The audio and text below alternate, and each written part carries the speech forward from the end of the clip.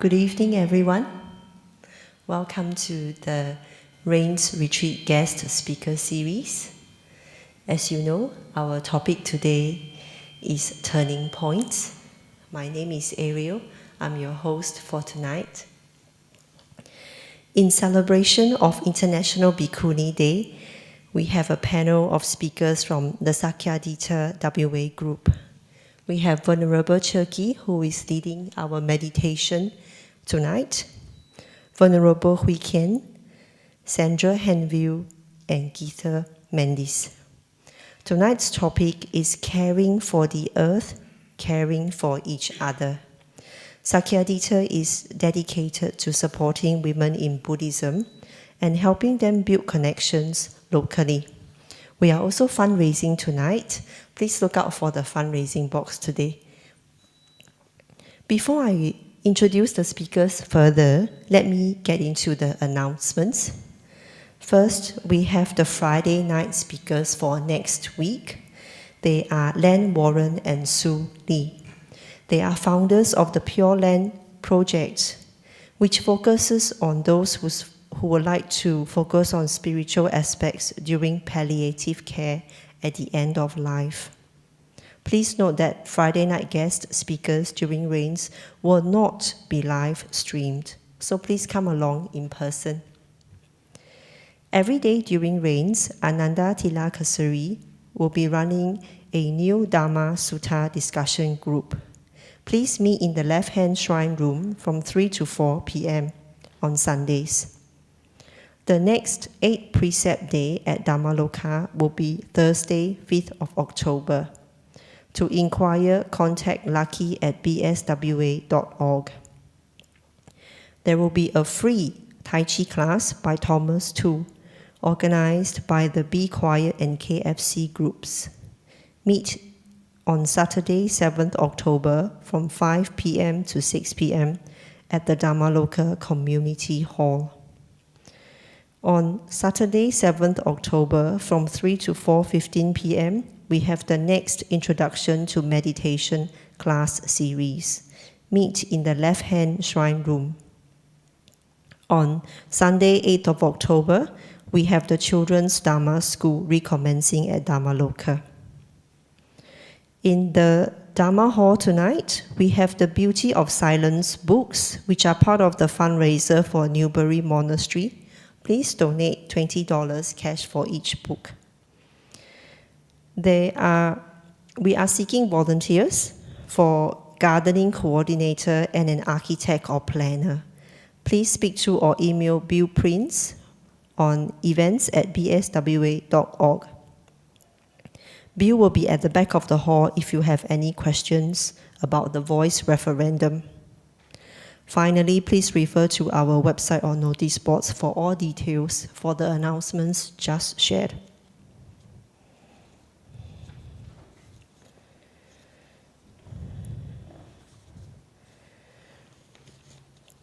So before we go on to the meditation, let me introduce Sakyadhita.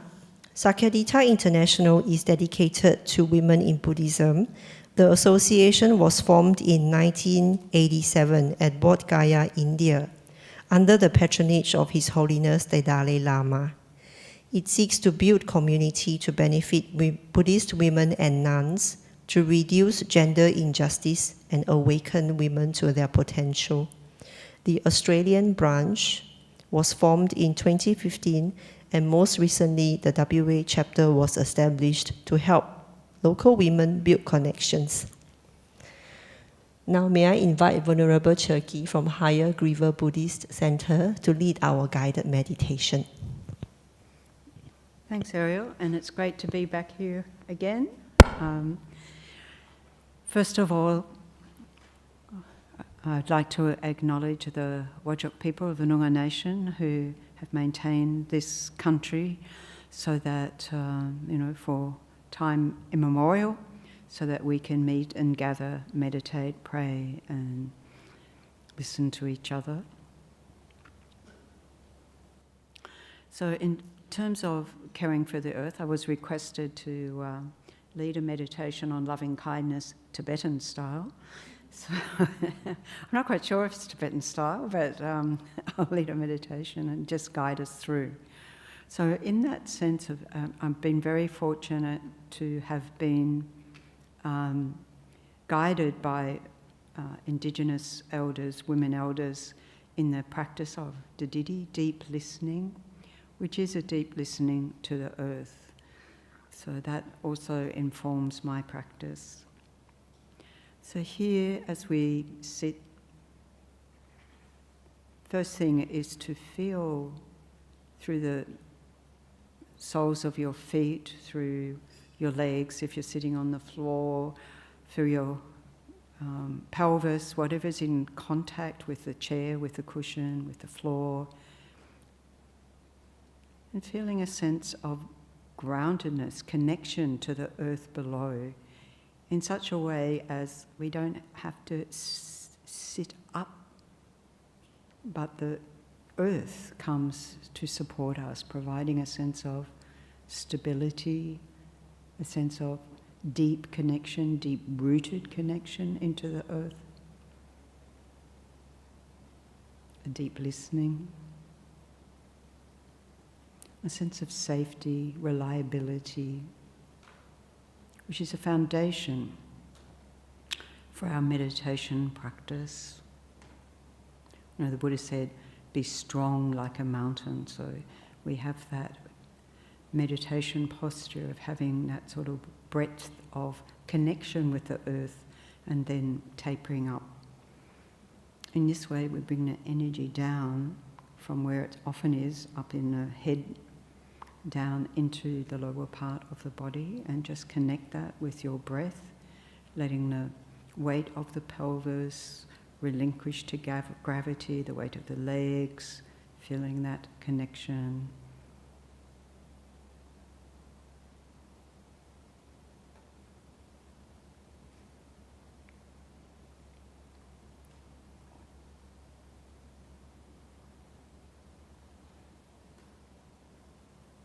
And allowing the spine to be in its natural position such that if we took away all the muscles, it would just be in a straight alignment. Not forcing, but by maybe tilting the pelvis forward to allow it to be in its natural alignment. And around that central axis, all the muscles can soften, relax, be completely at ease.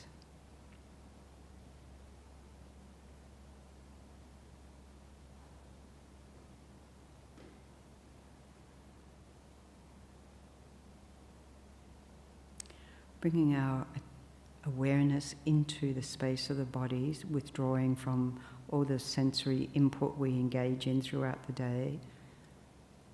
It's giving the senses a break. The eyes can just rest in their sockets, so we don't need them. The muscles can be soft, relaxed, we don't need them. A sense of being in a state of balance, comfort and ease.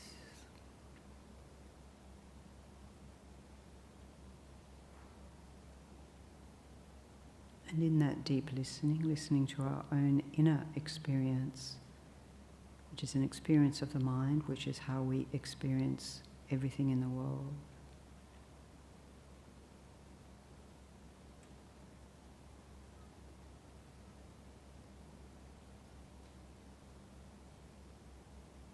It's a deep listening.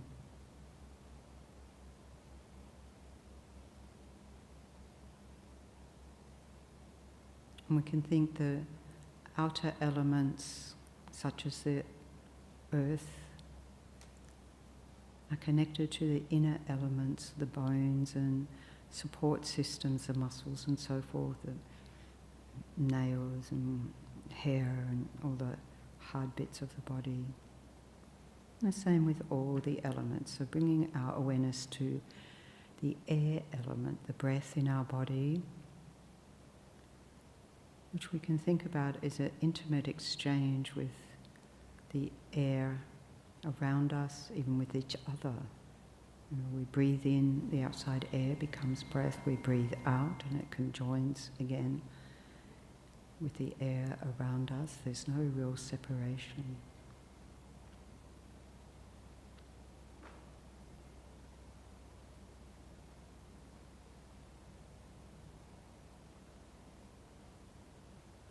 And this air in the body is a healing life force.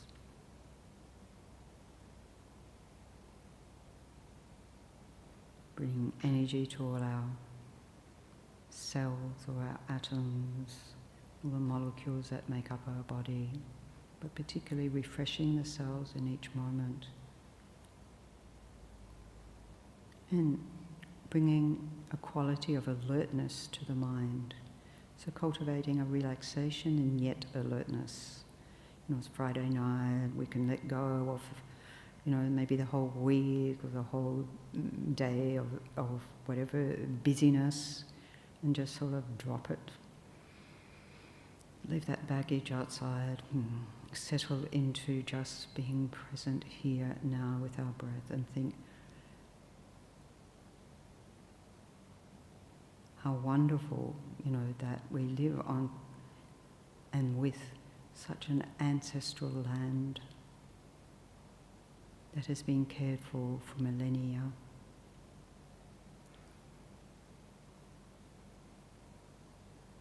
By fellow human beings who understand that sense of custodianship, connectedness, interconnectedness. As Noel Pearson said this week, what we share is love. And when you think about love, we can think about the center of our chest, the heart chakra, which is the seat of our emotional experiences. We can feel that love at our heart like a warmth,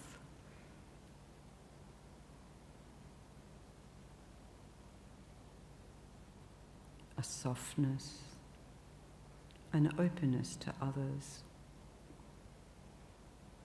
And feel that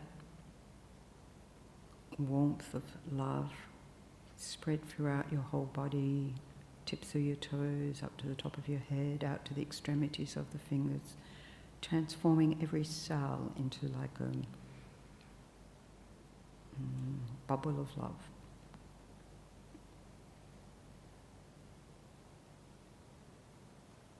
And that love connects us heart to heart, quite literally, with each other.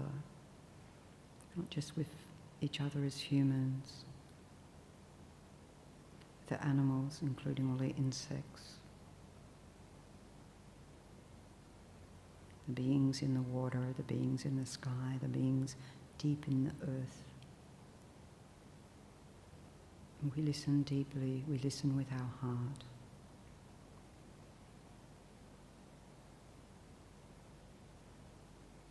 When we listen with our heart, the mind comes to a state of peace. So allow that to experience to exude throughout your whole body, radiate a sense of self-nurturing, self-care, loving concern for yourself. Feel nourished by that.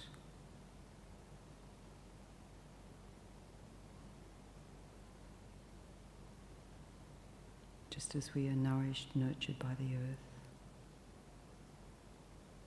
just by we are nourished by each other. We think how dependent we are on each other just for one meal, just for one set of clothes, just for everything in life. Think how many other beings we depend on.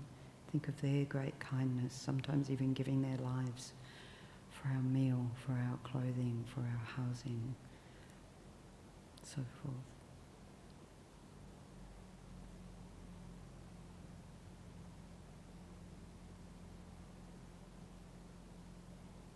We can think of the kindness of all beings contributing to our well-being. And we can think that in past lives, our past lives have been numerous. And within every one of those, we've had a mother. When we were an elephant, we had a mummy elephant. When we were an ant, we had a mummy ant. here we are human, we have a mother, we've had people, maybe even more than one mother, a person playing that role, or even extended family support system. Think of the kindness of those who've supported us to live well, to be well. From a very young age where we couldn't support ourselves from birth. We wouldn't be alive if it wasn't for the kindness of those beings in our life.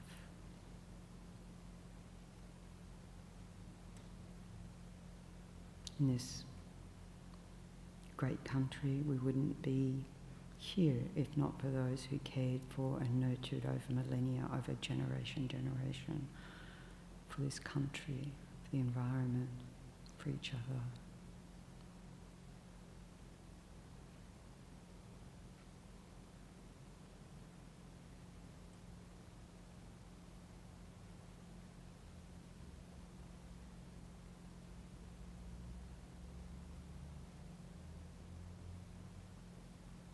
So we are all equal in wanting to share the love, share our desire for having happiness, for well-being,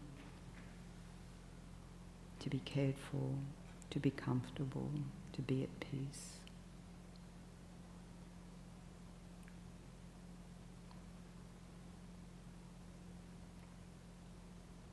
That what drives us in whatever aspirations we have in life, however we live that out.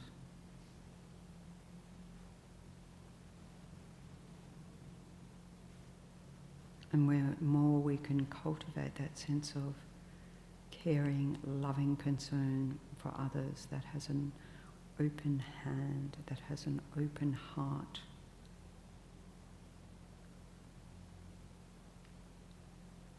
the better we feel, the happier we feel when we can extend that to others. And is so powerful in a world increasingly dominated by anger, by fear, by anxiety, by conflict.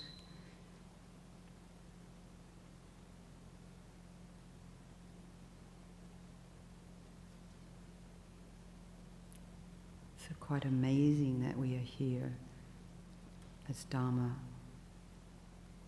practitioners, as seekers of truth, cultivating our true nature, our Buddha nature, which is everything that is positive, the most powerful states of mind,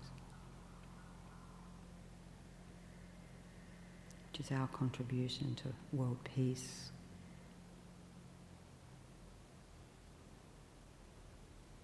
to nurturing, caring concern for each other, for our community, for our country, for the world.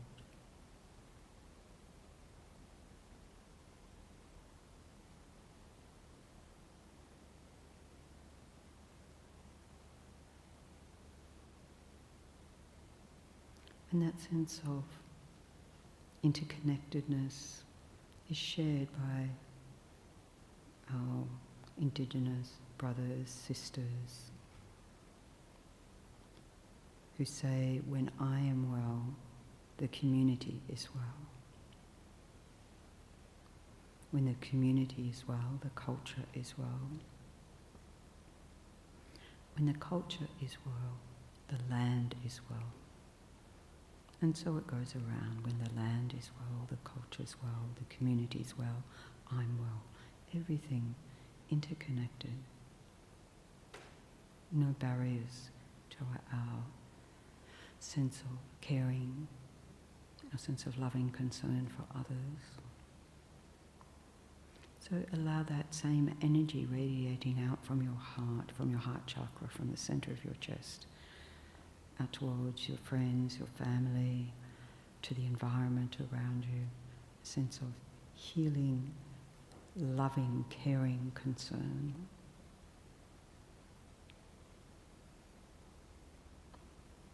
That ability to deeply listen to others and to respond from the heart.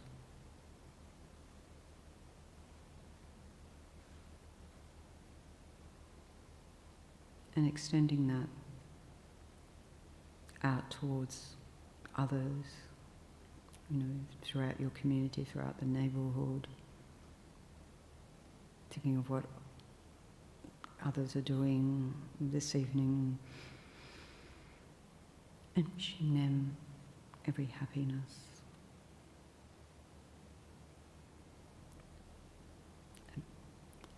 A mind in happiness, in peace, doesn't cause harm, cannot possibly cause harm. It's just not there in the mind.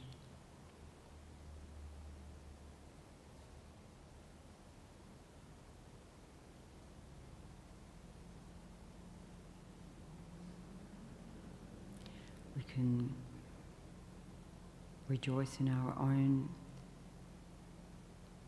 physical, mental, emotional, spiritual, cultural well-being.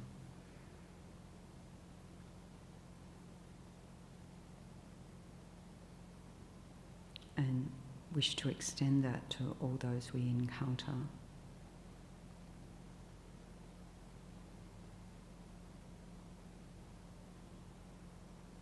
The limitless heart of love, of care, of compassion.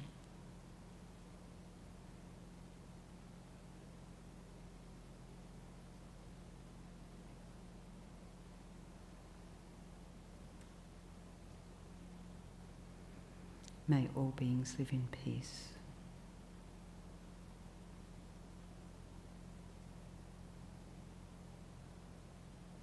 May all beings be happy.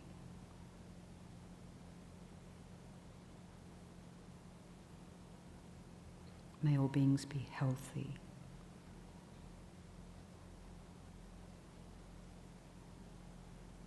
May all beings live with comfort and ease.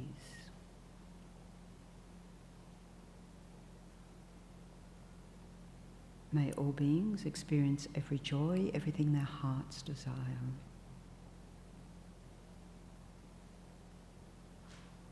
May all beings live in peace.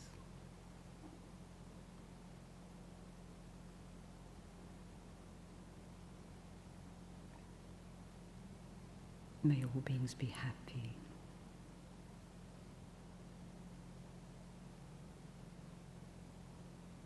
May all beings be healthy.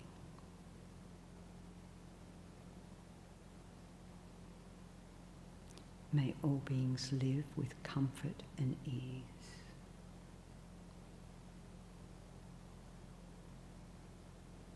May all beings experience every joy, everything their hearts desire.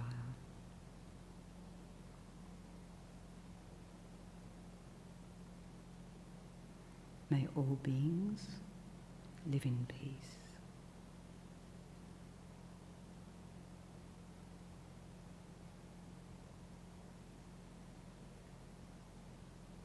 May all beings be happy.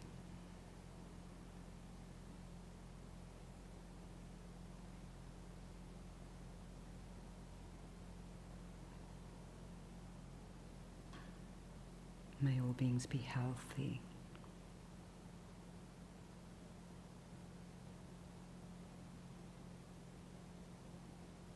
May all beings live with comfort and ease.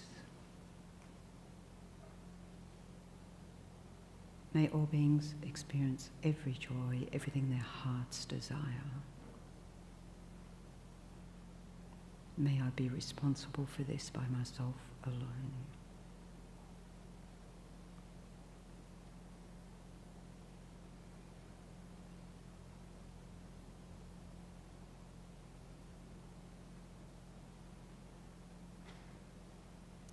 So holding on to that sense of loving connectedness with others, with the environment, with the earth.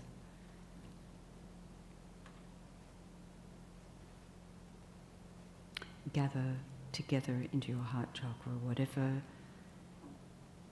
benefit has been beneficial from this meditation, so you can come back to that at times when the mind gets disturbed, gets agitated. We can sit in silence with a loving heart.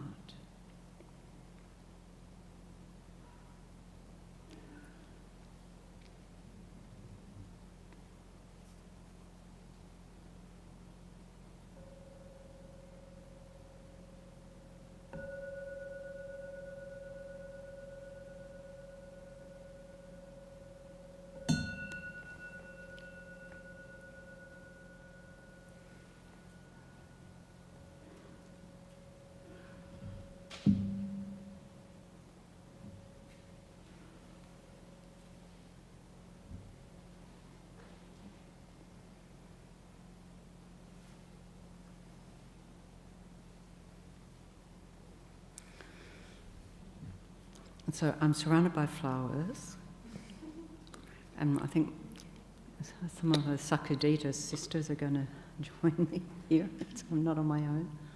No, we won't leave you on your own. No.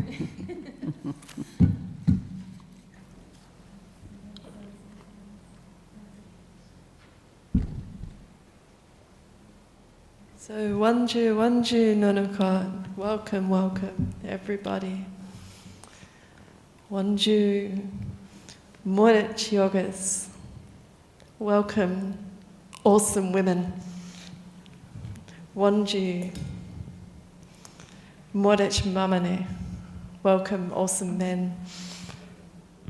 And I'd like to just acknowledge that today we are meeting on Noongar Whadjuk country. I'd like to pay my respects to the elders, Aboriginal elders of the past, the present, and those that are emerging. And I'd also like to just say, I've got a few little meta phrases that I'd like to share. Nala kwat wen, may we all be mentally happy. May our minds be free and happy. Nala kwat kwat, may we all be physically well and healthy. Nalakat nada jen pilakra, may we walk this earth with ease. Nala jen jen kulinikwap, may we walk this earth with ease. Nala jerabanunok no janju kadajan wankan, we're glad you're coming together, laughing, chatting. Bula Kadajan, joint, Barajani. Let's share more knowledge together. So I'd like to introduce my Sakyadhita sisters. Welcome the wonderful, venerable Ven Hue Can from the Zen tradition and the Sunyata Meditation Centre. Venerable Thubten Chokyi from Hayagriva. Sorry, my spell checker always calls you Chokyi. Chokyi, I answer to whatever. Our dear friend Geetha Mendis. And if I haven't introduced myself before, my name's Sandra Henville, and I chair the spiritual education group. And last year, the reason we're gathered here today is to celebrate International Bhikkuni Day. In the Theravadan tradition, our monastics are in rains retreat at the moment. But in the Zen tradition, we are out. You are out. Yep. And the Tibetans are out too. We're out. We have 3 months from April to July, Lunar New Year. Yeah. So we are out for a month already. I don't think it works. Oh, does it work? Hang on. Press the button. Yeah. You just got to press it. Here, you take mine. Never mind. That's it. So, International Bhikkuni Day. So, in 2011, Susan Pembroke, who was the former president of the Alliance for Bhikkhunis, decided it would be a brilliant idea to hold a global grassroots effort to learn about our Bhikkhuni Sangha.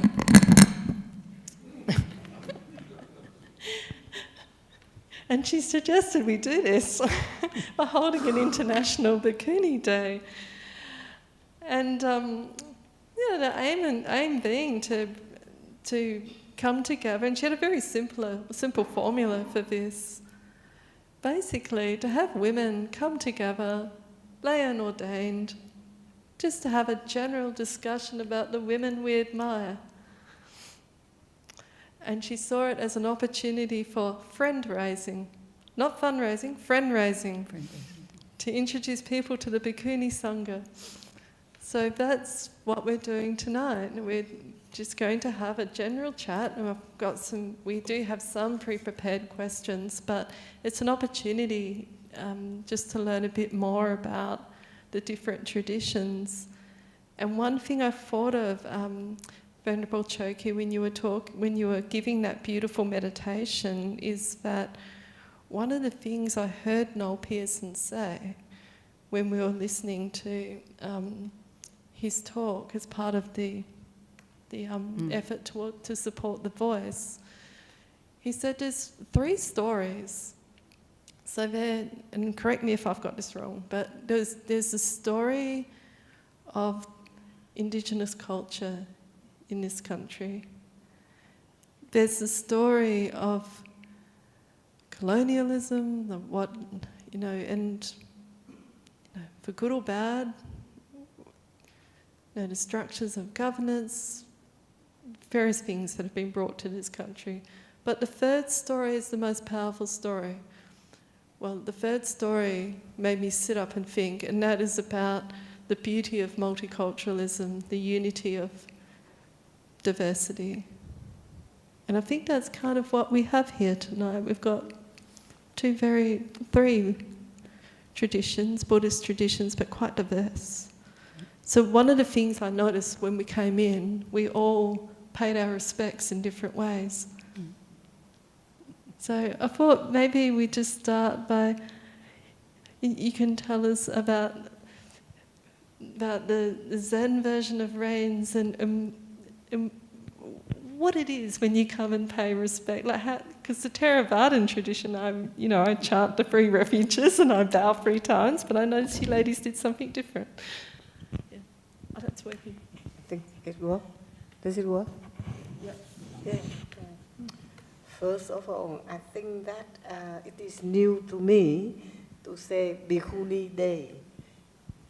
We did not have Bhikkhuni Day. We have the monastic day in our tradition, because when we have the retreat from April, which is the birthday of Buddha, the mid-April, I'm talking in terms of Lunar New Year, mid-April until mid-July.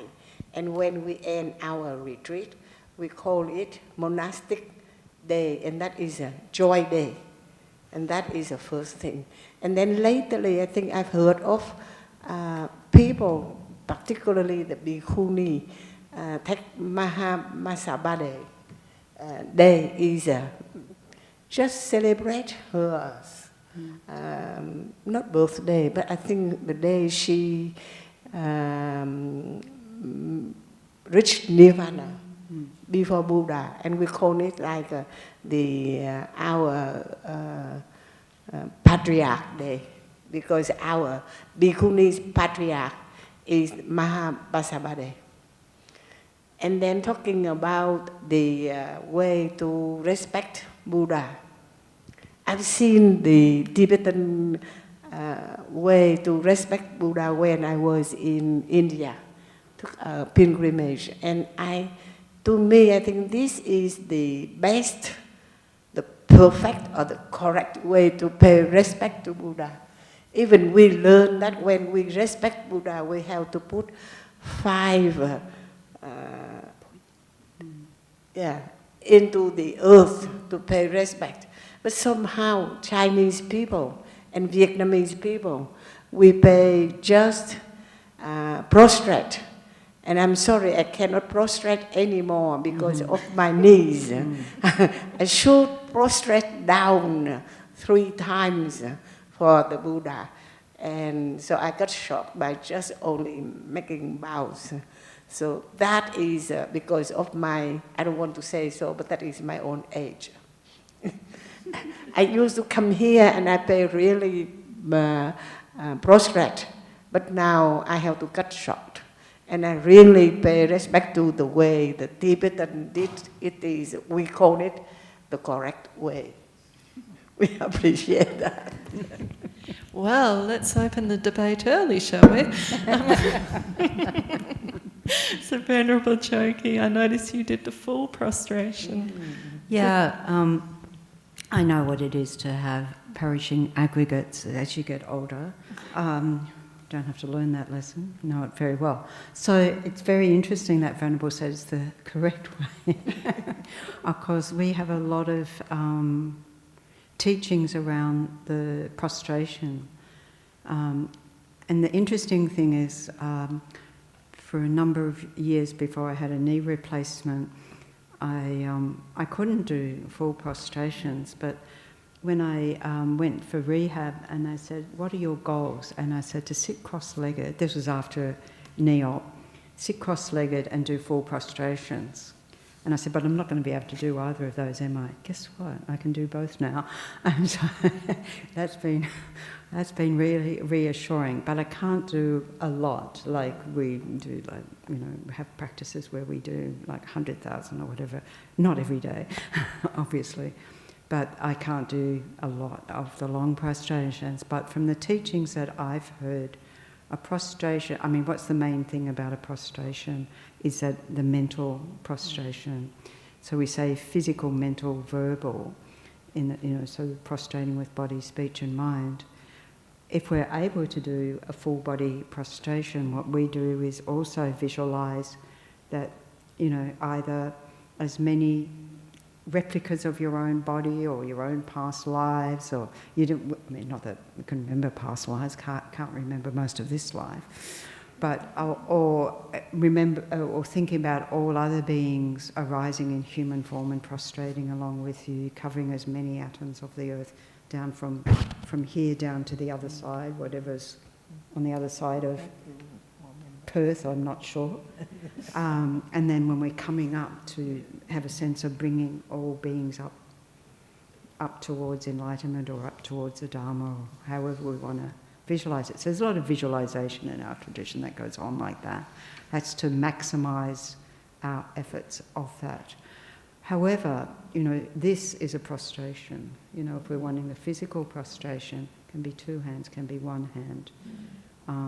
I was thinking of a monk friend of mine who is in a wheelchair, doesn't stop him prostrating. He prostrates in his wheelchair. He doesn't throw himself on the floor because he can't throw himself back up again. But he's still prostrating, so that the main thing is mental. And I remember somebody who was catching a plane and they were doing that collection of the 100,000 prostrations, and they did, if you leave out a day, you've got to start again from one. So he didn't want to do that. So he wrote to Lama Zopa Rinpoche and said, what to do? I'm catching a plane, and they don't let you lie down on the floor. And so Rinpoche said, do mental. And then he realised it's much harder to do mental than it is to do physical. And so when we come into a place where there's images of the Buddha, we also think that also doing prostration, we have our hands with the thumbs inside the fingers. So it's like we're offering a jewel. So we're making offerings to the Buddha. So there's many things around that. And then there are the benefits of prostrating, like you'll have a gorgeous body, you'll glow with golden colour. Many different wonderful things will come as a result. So maybe future lifetimes. Yeah, so however we prostrate, of whatever tradition, we're all honouring the Buddha, paying our respects. Yeah. Geetha, did you want to say something? Good.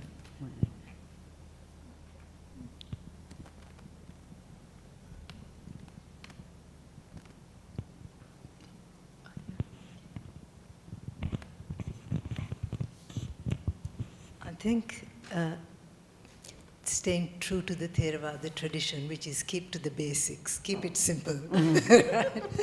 So I would say the way we use the prostration, the bowing to the Buddha, Dhamma and the Sangha, is really saying, I go to the refuge, go to the Buddha for refuge, I go to the Dhamma for refuge, I go to the Sangha for refuge. And of course we tend to repeat that 3 times. So I like that version, but I think yes, for you it's, the whole thing is a meditation, whether however you do it, it's the mind and cultivating that meditative mind.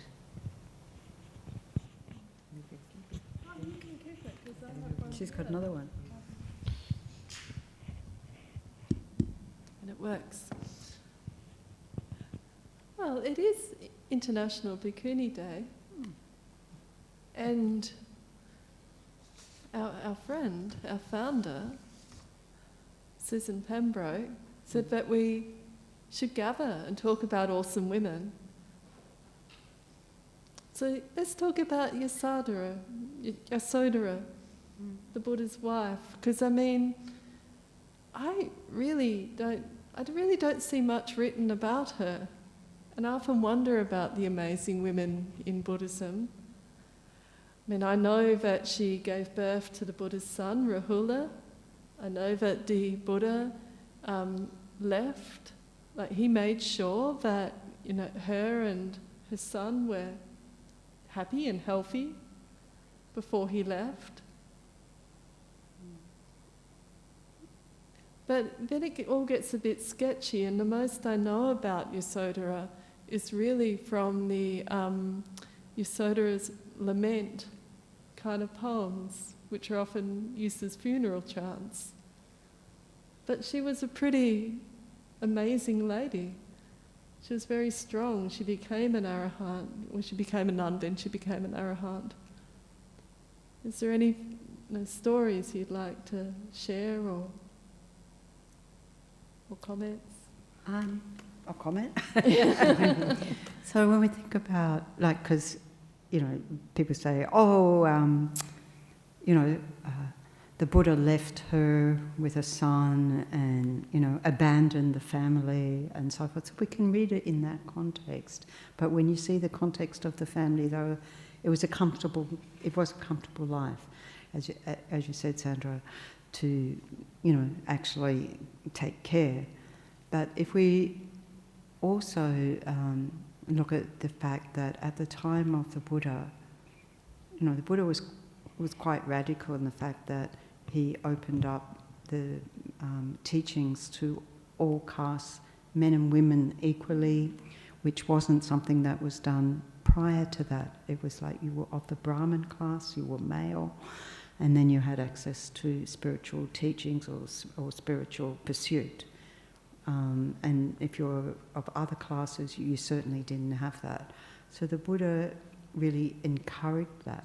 And then when we hear about Yasodhara or Gautama, you know, that like the first Bhikkhuni, as a very powerful person, and as we were discussing earlier, the fact that not her in that manifestation, but her in previous lives, and the Buddha in previous lives had been together many lifetimes. And I see these sort of what I call power couples today, Dharma power couples that are just like, you know, I've met a couple and I go, well, he's just brilliant and she's just brilliant. What sort of conversations do they have? You know, what sort of life do they have? And often they're off, both of them, you know, doing Dharma teachings, giving discourses in their own right, separately, and just seem to, you know, have, well, I don't know who has realizations, I wouldn't have a clue, but, you know, very, very powerful couples in the Dharma. And so I'm sort of inspired by that example of Yasodhara and the Buddha to think of all those, and to think that, You know, you've got to think at the time of the Buddha, that was quite radical for women. I mean, I was part of the, 70s feminist movement, and we thought we were radical, right? 2,600 years before. There was a lot of that. And the fact that the Buddha fully ordained women, I mean, I find it interesting. It's Bhikkhuni Day, because just like traditionally in the Theravadan tradition, this is what we share in the Tibetan tradition, of full ordination, not, as we're taught, there's big debate about whether it's permissible or not within our traditions, or whether, like in the Tibetan tradition, it says, it never was established in Tibet and so forth, therefore we can't. And so, going away from power couples, you're looking at someone like Jetsuma Tenzin Palmo, who really set up an alliance for non-Himalayan women, because, when she worked to establish a nunnery, DGL, for Himalayan women, so Tibetan, Nepali, Indian, and so forth. She says now they're taken care of. So now we've got to look at, and particularly looking at nuns in Southeast Asia and in the Western, so-called Western world, but all women of Buddhism, because the Buddha had equal regard for all, but then since that, because of our cultural belief systems and traditions, that sort of patriarchy, sort of thing has crept in, and it wasn't from the teachings of the Buddha, So when you look at that context at the Buddha's time, even though the Buddha was quite open and allowed all, you've got to think, as a woman at that time, it wasn't like you were immediately empowered to do all these things, and yet, we have these two very remarkably powerful beings, and before pretty long, didn't take long for many women to get ordained, so you had 500 women ordained very, very quickly at the time of the Buddha. So, it makes sense if the Buddha said, any being with a mind, we say in Tibetan, sem chen, a mind possessor, any being with a mind, which includes all the ants and the cockroaches and any being, has the potential to be a Buddha. Maybe not as an ant or cockroach, but you don't know who's masquerading as an ant, so he may already be a Buddha. Yes, but I did read that Yasodhara and Siddhartha were deers. Yeah. They've taken many forms. Well, when you think the first teachings of the Buddha were at Deer Park, yeah, that makes sense, doesn't it? We have that in the Tibetan tradition. I don't know if you've seen, always films seem to start with the image at the top of a monastery with the deer and the Dhammachakra. And so we have that, like many of our centres have that as a sort of symbol, because that was the first turning of the wheel. And just remind us what the term Sakyadhita means. Sakyadhita means daughters of the Buddha, daughters of the lineage. So again, we're talking about these great, amazing women, but particularly talking about the nuns. Yeah. Yeah. Okay, we'll move into some juicier questions now. So, obviously, there's a lot going on at the moment in the country, and when we look at mainstream news and social media, it would seem that morality and ethical conduct have become unfashionable. I mean, even on my little corner street in Mount Lawley, some of the local kids had made these little posters, vote yes, and they'd stuck them to their fence. And within a day or so, someone has come and spray painted no. And I thought, it's pretty mean to do that to the kids' artwork, let alone the just unkindness there seems to be in the community at the moment. And you know, what we've learnt from the Buddha's teachings is that he was very much about living in harmony, approaching life with the right intention. And as you were saying, Venerable Chokyi, he was quite radical in transcending the caste system to recognise the voice of all peoples, of all castes in ancient India. So how do we take that lead to deal with this plethora of confusing views in society at the moment? Like, even when it comes to spray painting kids' artwork. Geetha, I know that you have something you'd like to say on this. You've been very busy, you and Bill, promoting, making sure that we're just all fully aware of what this Yes campaign means, and yeah. I'll hand it to you. I'll take your first comment first, which is that morality and virtue seem to have become unfashionable. So yes, it does seem that way. When we look around, we look at around us, the various news media, social media, whatever, and we even refer to this era as the post-truth era. I mean, how baffling is that, you know, that it's acceptable that you don't have to even speak the truth, you know. Anyway, so when you said that, I thought about it when you were discussing this before. The bottom line is that in terms of the Buddha's teachings, we need virtue, or sila aspect, more than ever right now. So virtue remains a foundation of our practice and has done so for the last 2,500 years. And for those new to Buddhism, just to explain that for lay people, virtue practices is encompassed in the 5 precepts that we follow as a daily practice. So what are these 5 precepts? Firstly, to avoid killing, avoid taking of life. Secondly, to avoid stealing. Thirdly, avoid sexual misconduct. Fourth, to avoid false, hurtful, and divisive speech. And fifthly, to avoid those substances which intoxicate the mind. And so this training has to be developed to overcome the unwholesome roots of our actions. And the unwholesome roots are greed, hatred, and ignorance. So we see plenty of that. In a way, greed and hate are promoted as somehow useful forces in society, which, you know, we only have to sit back a little bit to realize that it's not. These are not helpful.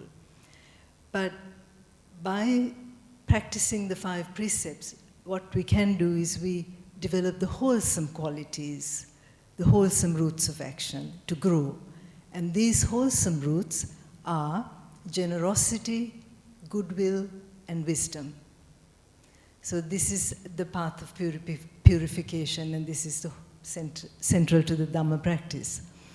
The other thing that's mentioned in the suttas is that observing these precepts, it brings security to your society, to your community, to your family, and peace within oneself. So these 5 precepts are described as a gift.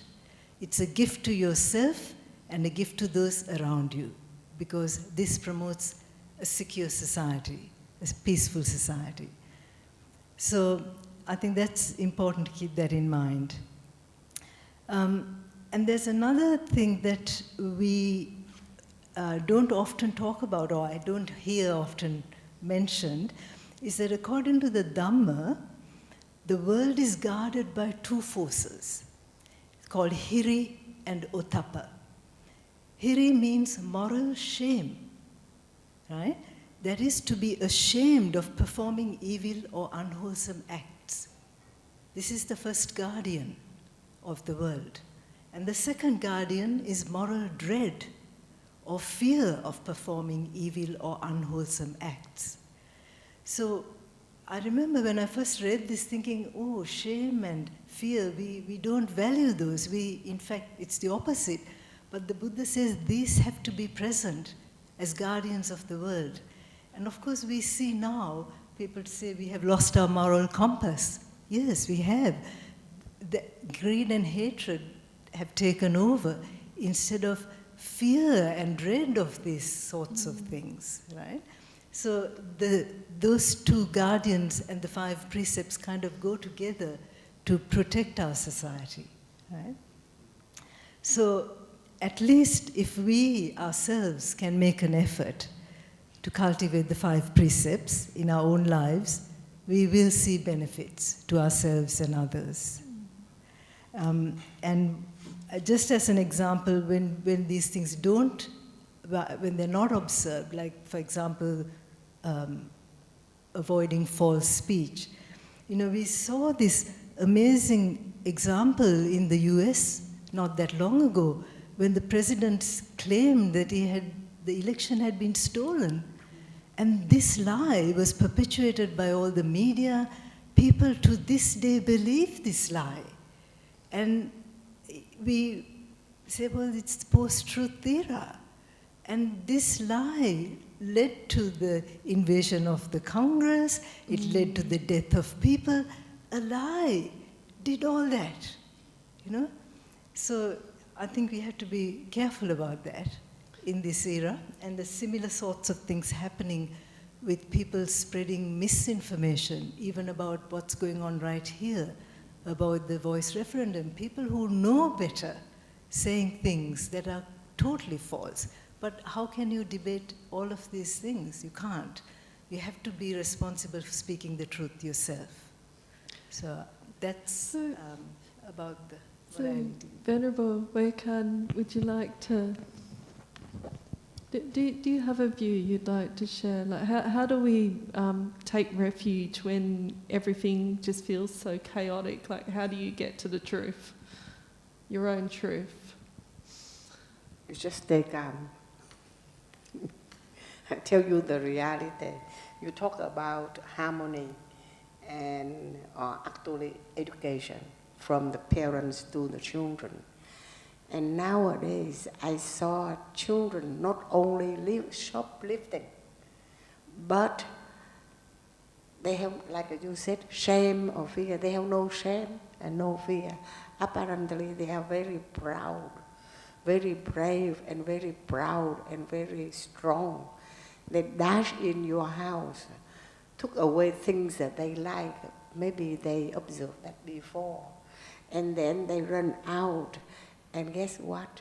The parents are sitting in the car with the engine on and ready to let them in.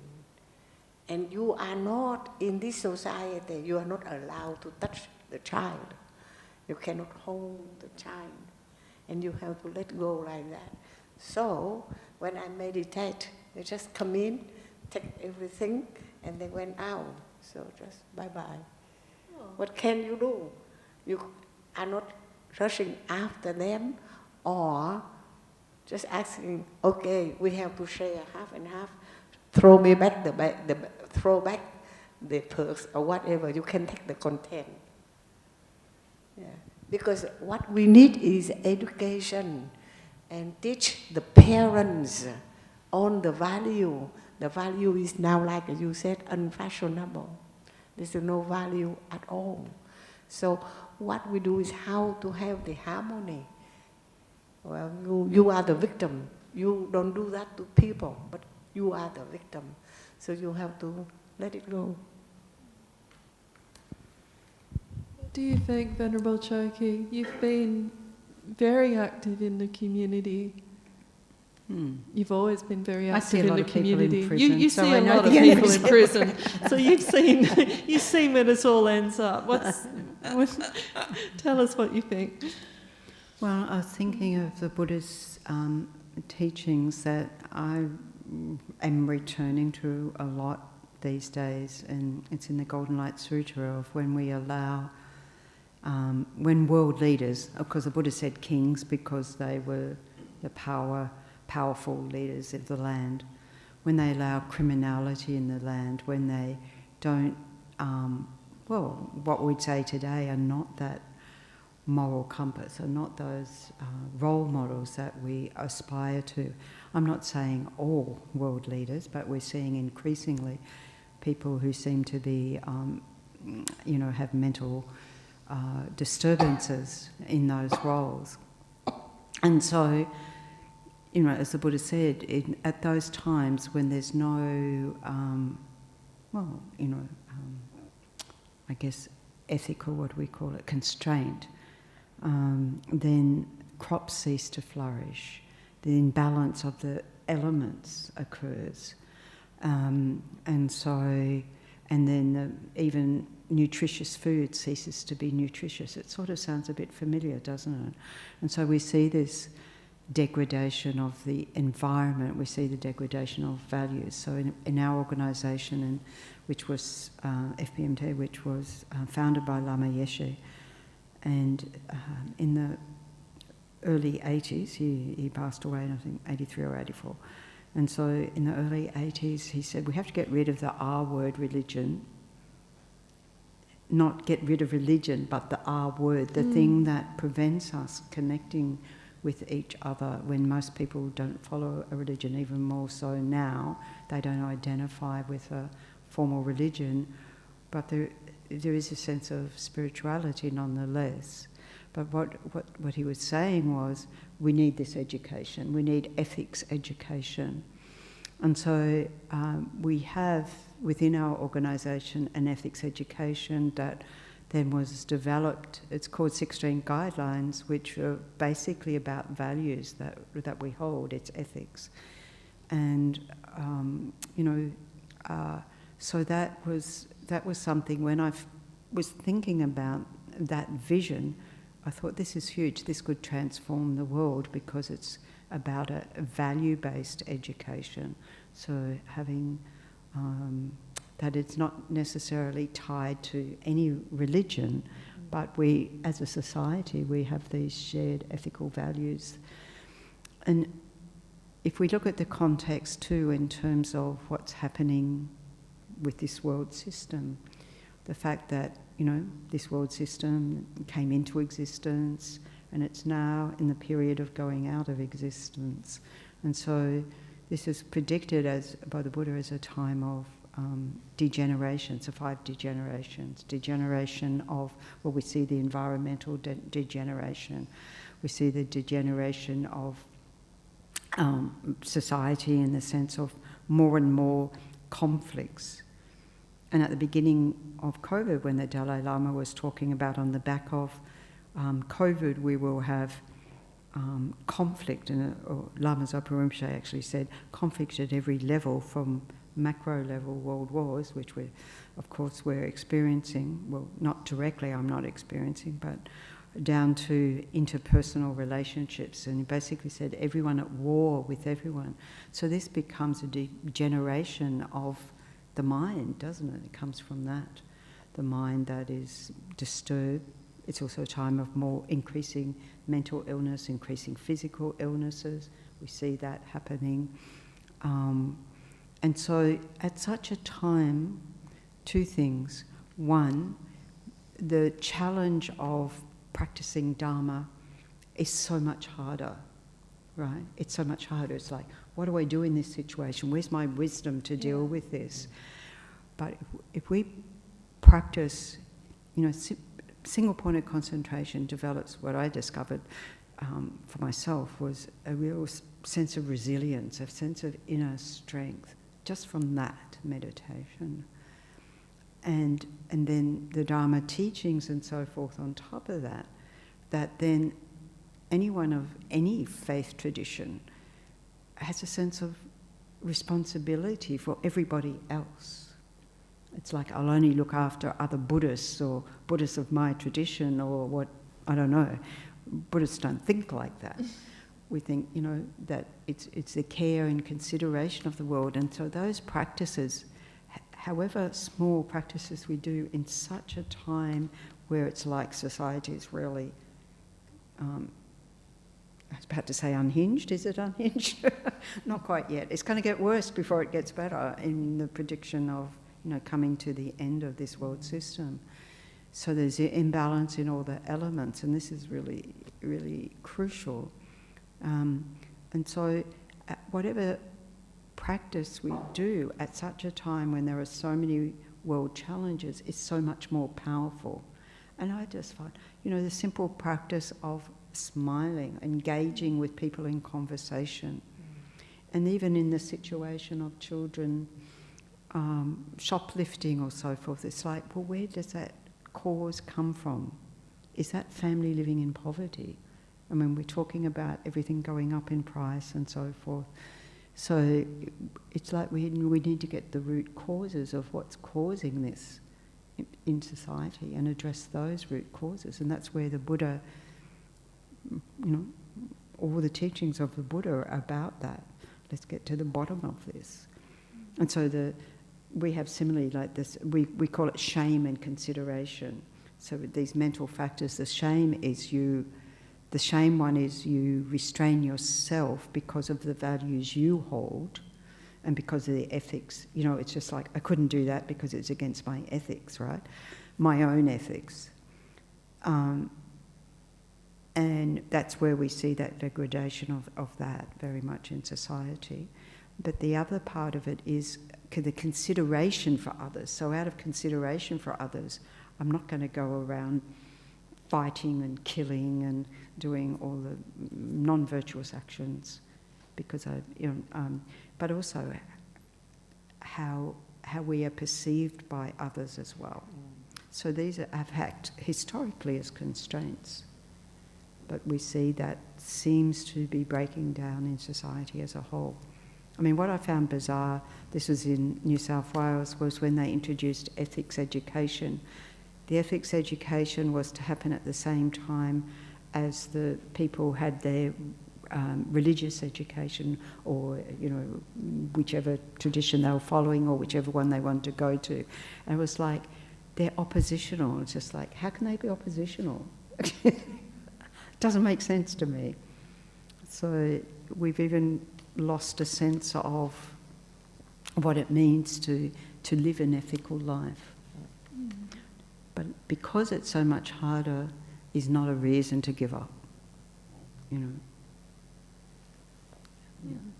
So I'm just wondering at this point whether anyone in the audience would like to ask a question. Yes, Bill has the roving microphone, or I've got them all now. We've got all the mics here.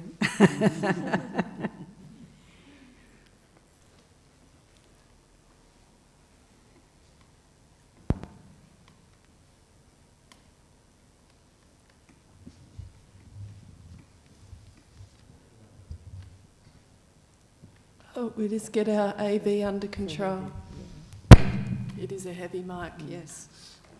We should move closer.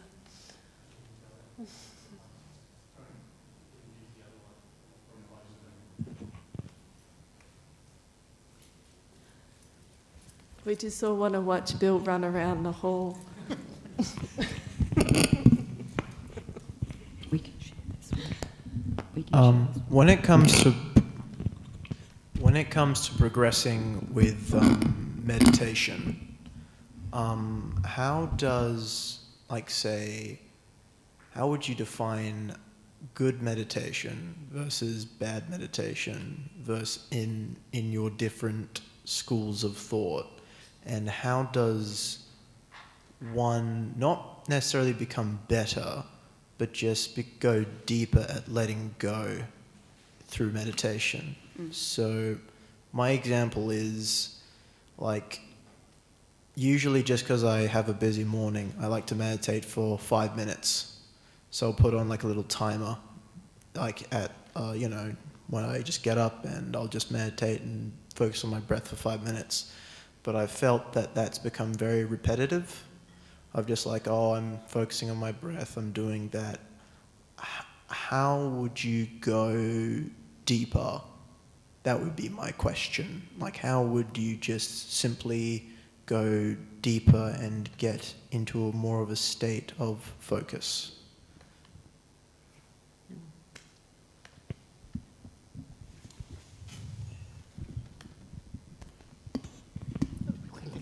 Let's let it out. I'm talking in terms of the Zen tradition, the Vietnamese Zen. In our Zen, we don't call good or bad. There is no duality. Meditation is meditation, and you can feel whether it is good or bad. Because the purpose of the meditation is to let go of all the, what do you call it? On the dirt in your mind. You clarify, you clear the mind, you cleanse it. So like today, you meditate for 5 minutes or 10 minutes or half an hour or 2 hours. And you realize that so many thoughts rising appear in your mind. So many, one after another. Your work is to recognize it, appreciate it, and bye-bye, let it go. Do not follow, neither suppress. And that is you watching your thinking. And just filter. That is meditation. And then when you go deeper is when 100 or 1,000 of thoughts come to only one or nil. You get it? Like today, when you sit for 10 minutes, you might have 100 thoughts. And I consider that you are number one. Very good, because you don't sleep or doze. Because you are aware that the thought arises and you take it and you throw it out. Tomorrow, you sit for another 10 minutes and you recognize that 99 thoughts come up. And that's you improve. Until one day you get no thought arise. And that is the deepest meditation. So there is no good, no bad. Just only you realize, aware, completely awareness. All right? Okay, thanks, Venerable. So, Yeah, have this one. it's a good... So, it's a very good question, actually. I think we all have that question, you know. So the Tibetan word for meditation is gom. And what gom means is to familiarise. So we familiarise with many things. One is what's going on in the mind that says, oh, focusing on the breath is so boring. I did this yesterday, I do it today, this is so boring. And our minds want something exciting. So this is the mind, the untrained mind, that looks for something else. This is what we're doing most of the time, you know. In society, we live in a desire realm. Even we don't desire something, you just go to a shopping centre and it's half price and only today, closing down, etc. And suddenly you think, oh, I'll get that. What we've been instructed to do by, you know, our spiritual directors, go into the shopping centre, look at what your desire does, but don't purchase, you know. Just watch the mind. So we could call that a meditation, an active meditation. So in terms of a meditation practice, good or bad, the good or bad is determined by what our motivation is. In fact, everything, our motivation for everything in life. Is my motivation for this? So before you sit down to meditate, of having the motivation for your meditation to, whether it's to calm your mind, whether it's to be able to improve focus, concentration, whatever your motivation is. So for me, as a Mahayana practitioner, it's going to be something like maybe the practice be of benefit to myself and others. So it's a very simple way of going about it, maybe to me and all those I encounter today. So the aspiration is to develop some quality of the mind that then throughout the day I can take that into the day. And, when we're talking about, when you're talking about focusing on the breath, we take a time to first of all just settle our body in a posture that's beneficial, in a space that is conducive. So the environment's supporting us, just like here. Many people have meditated here. Nice environment for meditation. We have that association. And then a posture that's going to support that for us, and maybe you've got that posture, but that the body doesn't meditate, it's the mind.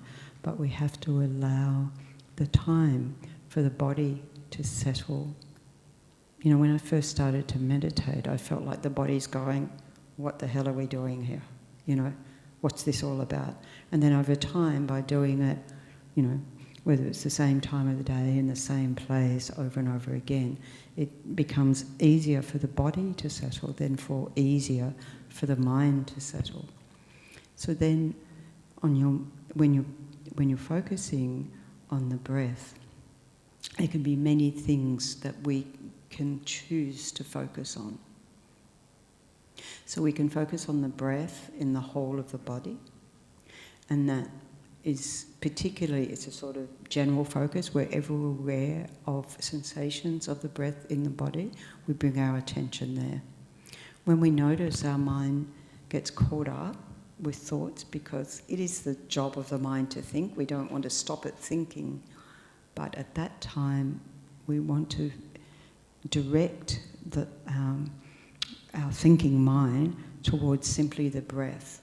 And the fact is, we've all had a lifetime of just following wherever the mind goes. So it's like harnessing that energy just on the breath. So we can do that if we focus on that within the whole of the body, and then as you breathe out, of letting go tension, tightness, distractions in the body, distractions in the mind. We're not forcing anything. We're releasing the energy around that, right? We're not trying to stop the thought that says this is boring. We want to release the energy around that thought so that we can focus all that energy simply on the breath. It's almost, we have to tell ourselves, yes, it's boring, but it's good for me. Not really. It's not boring.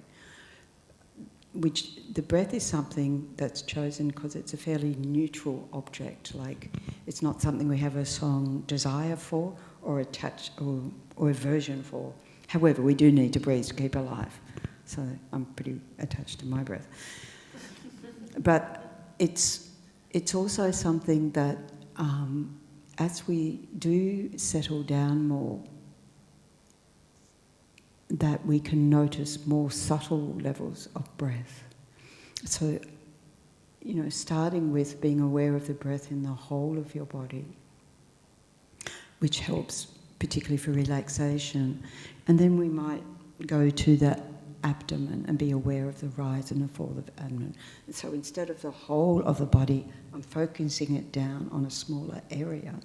But that also brings my energy down towards the ground. And so that really helps for continuity of attention, stabilizing the breath, right? or not, the breath's fine, we're not trying to do anything with the breath, stabilising our attention on the breath. And we think about the whole continuity of the breath in.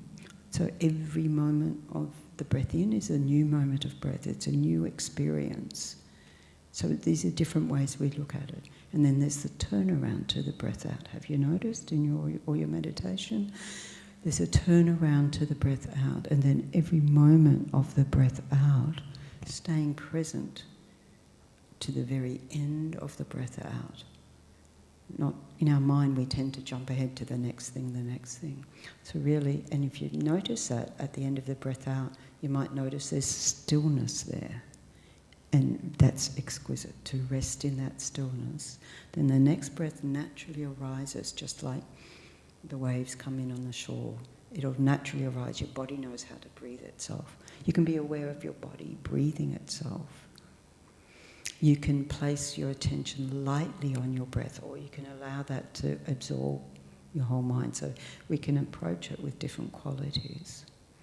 And then to refine that, this is where the key really is at the opening of the nostrils, of just here, little triangle here above the upper lip. So we're not following the breath inside, we're keeping it there.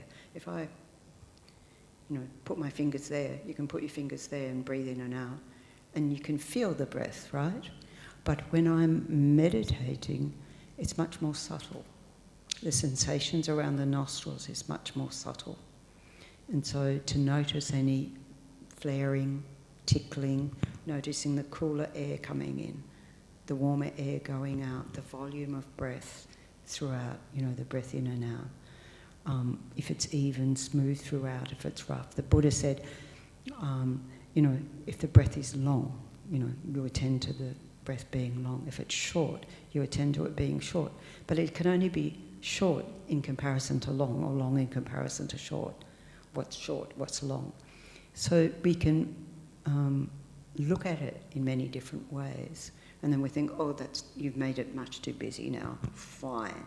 Just bring your attention back to the breath, and then any time there's distractions, it's this quality of mindfulness of the breath, and then the quality controller, introspection or vigilance that notice, I've just been, gone on to thinking about what I'm doing the rest of the day. Oh, that's right, I was focusing on my breath. So the first thing we do when we notice our thoughts have gone elsewhere, the first thing you do is relax.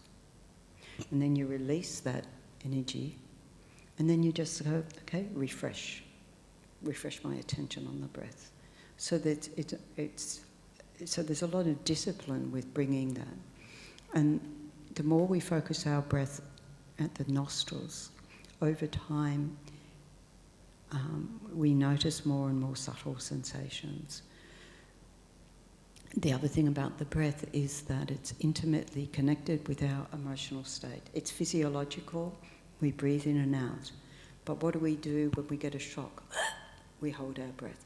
What do we do when we feel fearful? We have a shallow breath. So by focusing on the breath, we're not telling our mind to calm down, but that becomes an effect, a quality of that focus of attention, right? To really deepen the practice, so when you feel that you've got quality control for 5 minutes, then add 3 minutes on, right? Or might say 3 minutes too long, a minute, right? So it's about quality control. So when you feel confident of that, add a little bit more time on, and maintain that quality control. It won't be like it gets better and better and better like this. That doesn't happen. There'll be ups and downs because things are happening in our life, things are agitating us more and so forth. But I've found that maybe what you're thinking of as a bad meditation is when you can't pay attention and the mind's going ratty and so forth. I've found no matter how ratty, it's still beneficial to meditate. And that just check up if your day goes better. You won't notice it after a few times of meditating, but over time, am I not being so easily thrown by, things around me? Am I not so reactive? Am I actually getting a better sense of well-being? Am I actually, feeling better? It's not a cure-all. It's not an answer to medicine. Doesn't replace any of that. But that sense of well-being. To really go further and further requires being in retreat conditions. But we can all maintain a daily practice and just, use all those tools and extend, the time when you feel comfortable to do that.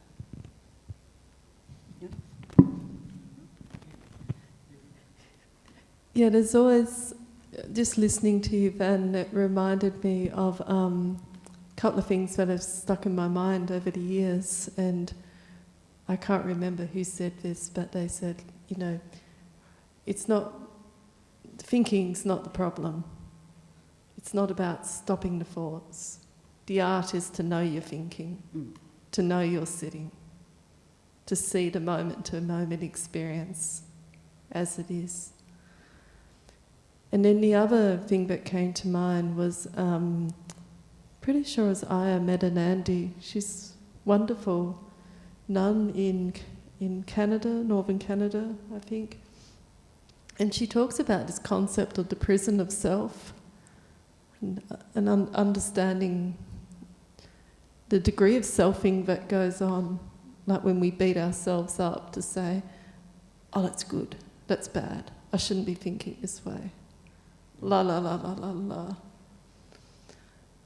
And the Buddha, correct me if I'm wrong, ladies, said, everything I've experienced in this life, I've experienced in this fathom-long body. In other words, it's all perceptions, it's entirely fabricated, we're a collection of aggregates. I think I turned myself off. No, I didn't. But I found that's quite helpful to remember that everything I experience is in this fathom-long body. No one out there is doing it to me. It's my perception that's creating the story, that's creating the prison of self. It's my choice to break free of that. And that's what was wonderful about the Buddha's teaching, is that he truly believed that anyone has the capacity for enlightenment. Anyone has the capacity to break out of the prison of self. So that's something that's always kind of stuck with me. So we're at 8:58 on the Dharma Hall clock, which sort of brings us to the end. And unless there's a burning question... There is. Come on, I haven't seen you for ages. Ask your question.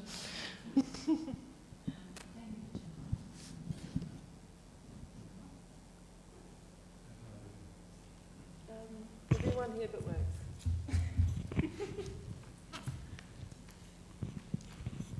Thank you for tonight.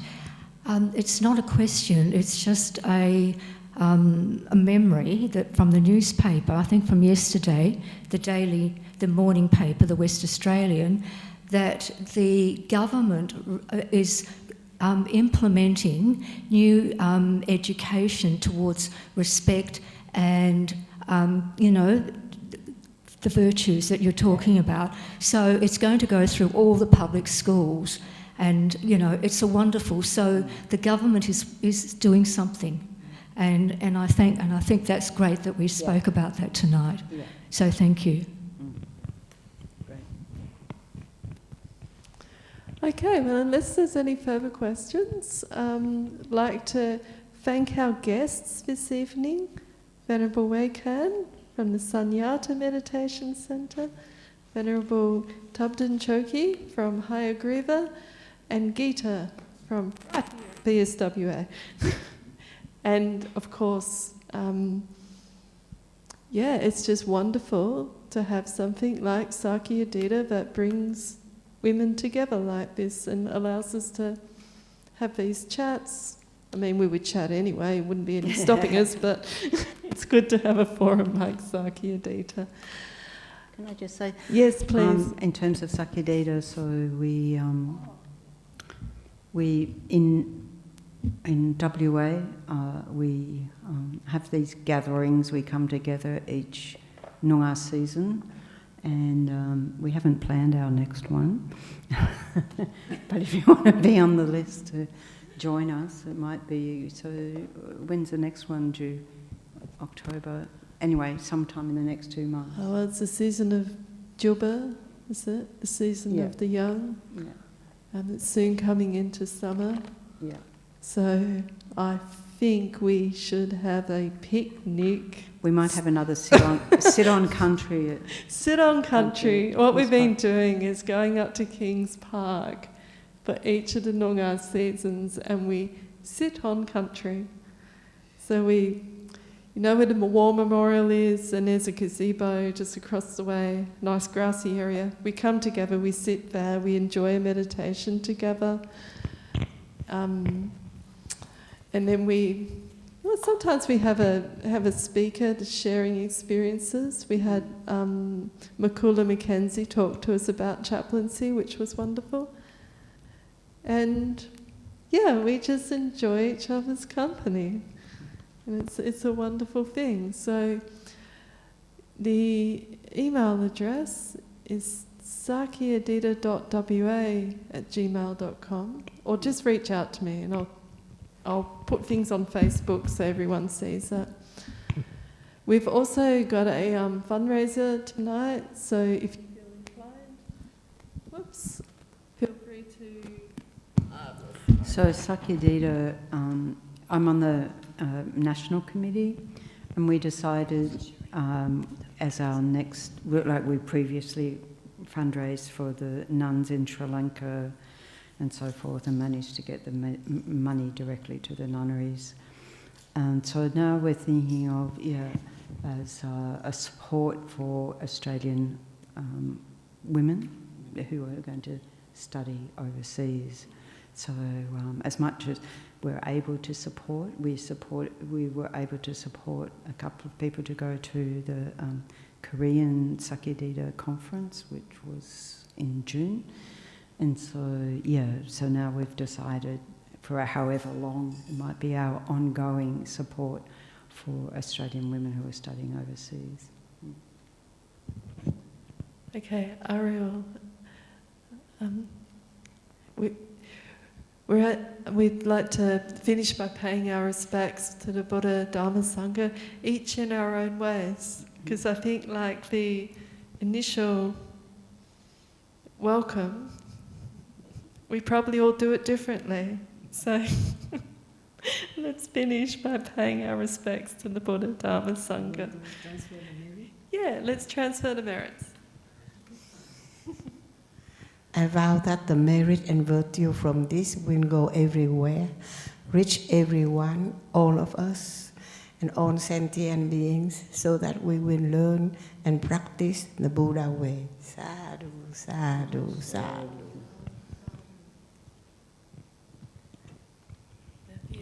Leksos. Yes, if you...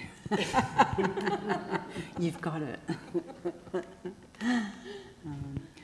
May the precious body mind, not yet born, arise and grow, and may that born have no decline, but increase for evermore.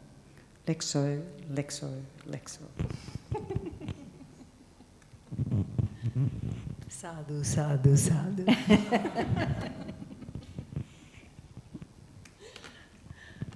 Okay, thank you, everybody.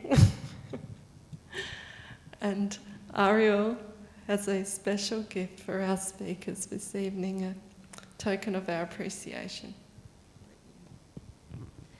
Thank you.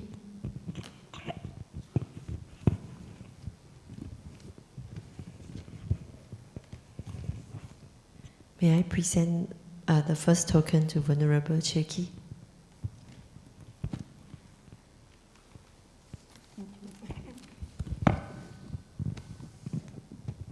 Venerable Hue Can.